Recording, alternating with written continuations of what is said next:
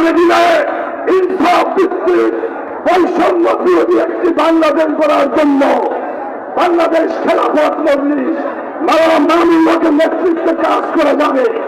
আপনারা সকলে বাংলাদেশ খেলাফত মজলিসের পাড়ায় পাড়ায় মহল্লায় মহল্লায় দুর্গ করে তুলবেন, এই আশা ব্যক্ত করে সুনামগঞ্জবাসীকে ধন্যবাদ জানিয়ে আমার বক্তব্য শেষ করছি।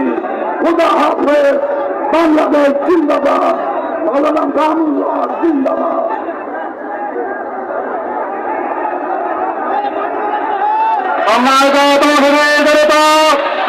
আপনাদের নেতা এখন বক্তব্য রাখবেন।